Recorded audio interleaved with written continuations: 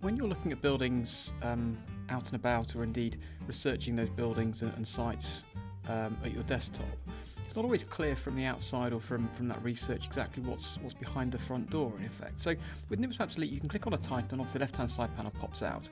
What you then see is you see the site area pre-measured for you, which is what this is showing you here. If that was in various parts of land, you'd see the various breakdowns of the size of the titles. You can then see the building footprints, the gross external ground floor building footprint. This is what this is showing you here, and that's the measurement from the master map, in effect. So the sort of ordnance survey map showing you kind of the outside of the building, and it's pre-measurement off that for you.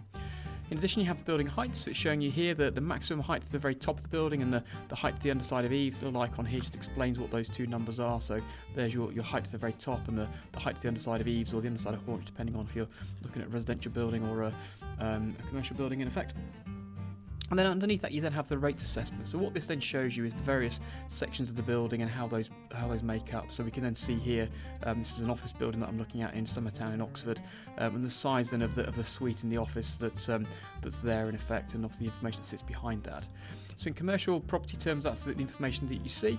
And then obviously when you then look at maybe residential properties, we can go into the filters, perhaps look at the residential comps, which will then give us a separate way of looking at finding out information on residential properties. Because obviously residential properties then aren't rated for commercial rates because they're residential, obviously. So on the left-hand side panel, similar information here, but actually then you see the rates, the price paid and rate per square foot. So what we can then do here is 26 Middleway. We can see when that's sold and actually the size of that. So that's from the EPC when the property was sold.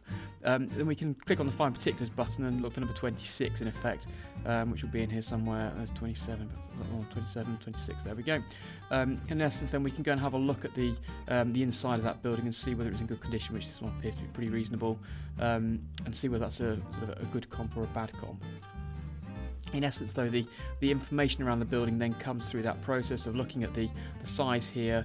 Obviously, we've got the EPC information as well that sort of sits alongside that, and then the link through the particulars on those residential properties. All very quick and simple with NIMS Maps Elite.